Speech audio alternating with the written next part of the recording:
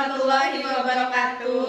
Kami dari kelompok 10 ingin menjelaskan tentang bank dan lembaga keuangan lainnya. Dengan saya Sabila Uliaimani, saya Siti Zafira Kalita, saya Linda Puspitasari. Sini saya akan menjelaskan tentang bank dan fungsinya. Bank adalah tempat penyimpanan dan peminjaman uang dilaksanakan dan dilayani. Sedangkan menurut Undang-Undang Negara Republik Indonesia Nomor 10 Tahun 1908 tanggal 10 November tentang perbankan didefinisikan sebagai badan usaha yang menghimpun dana dari masyarakat dalam bentuk simpanan dan menyalurkan kepada masyarakat dalam bentuk kredit ataupun bentuk-bentuk lainnya.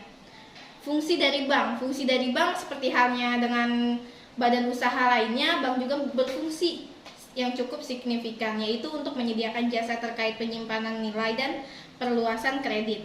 Evaluasi bank berawal dari tulisan dan berlanjut sampai sekarang di mana bank sebagai institusi keuangan yang menyediakan jasa keuangan. Saat ini adalah institusi yang memegang lisensi bank. Lisensi bank tersebut diberikan oleh otoriter supervisi keuangan dan memberikan hak untuk melakukan jasa perbankan dasar seperti menerima tabungan dan memberi pinjaman. Dan di sini saya akan menjelaskan lembaga keuangan. Dalam materi bank dan lembaga keuangan lainnya, setelah mempelajari tentang bank, maka yang selanjutnya adalah tentang lembaga keuangan. Lembaga keuangan adalah lembaga yang menyediakan jasa keuangan bagi para nasabahnya. Pada umumnya, lembaga keuangan ini diatur oleh regulasi keuangan yang dibuat oleh pemerintah. Bentuk umum dari lembaga keuangan ini antara lain perbankan, building society atau sejenis koperasi di Inggris, credit union, piala saham, aset manajemen, modal ventura, koperasi, asuransi, dana pensiun, pegadaian, dan bisnis serupa. Di negara kita ini, lembaga keuangan dibagi menjadi dua kelompok, yaitu lembaga keuangan bank dan lembaga keuangan non-bank, yaitu asuransi, pegadaian, perusahaan sekuritas, lembaga pembiayaan, dan lain-lain.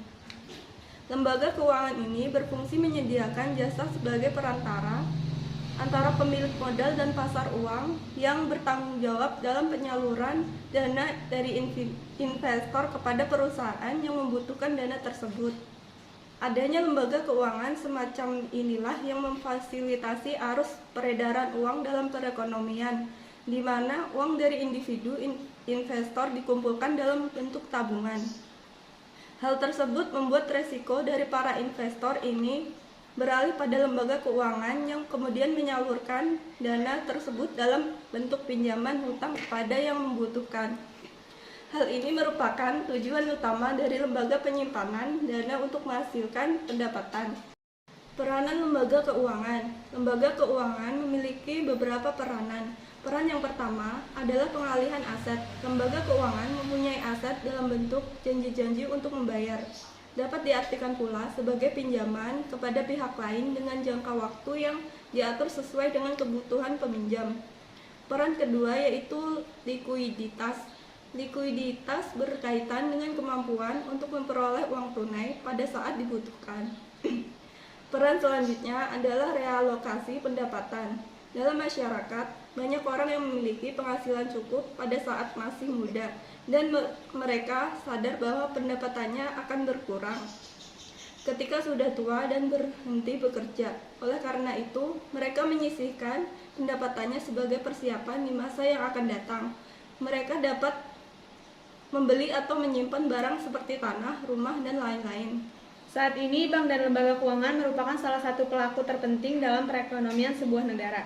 Masyarakat maupun kalangan industri atau usaha sangat membutuhkan jasa bank dan lembaga keuangan lainnya untuk mendukung dan memperlancar aktivitasnya. Bila tanpa kehadiran bank dan lembaga keuangan, aktivitas ekonomi dapat digambarkan sebagai berikut.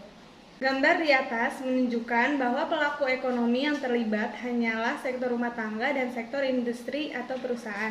Sektor industri menghasilkan barang atau jasa yang akan dikonsumsi sektor rumah tangga dengan menukarnya dengan uang yang dimilikinya. Transaksi ini terjadi di pasar komoditi. Sementara itu, sebagai sumber daya, sektor rumah tangga akan menawarkan SDM-nya kepada sektor industri yang akan membayarnya dengan upah atau gaji atau bentuk kompensasi lainnya. Transaksi ini terjadi di pasar sumber daya. Jadi kesimpulannya adalah beberapa informasi yang bisa diketahui mengenai lembaga keuangan, di mana pembahasan ini mulai dari pengertian sampai dengan jenis lembaga yang ada di Indonesia. Selain itu, lembaga ini juga memiliki banyak manfaat dan juga fungsi bagi masyarakat, terlebih lagi bagi para pemilik bisnis. Jika Anda adalah seorang pebisnis atau mengelola bisnis dan berurusan dengan lembaga keuangan adalah hal yang sudah lumrah. Misalnya saja jika Anda membutuhkan pinjaman dana untuk pengembangan usaha atau mengetahui bunga dan kurs valuta asing, kesulitan dalam melakukan pencatatan dan penghitungan transaksi dalam bisnis adalah masalah yang biasa terjadi. Solusi terbaiknya adalah melakukan pembukuan dan benar dan sesuai standar.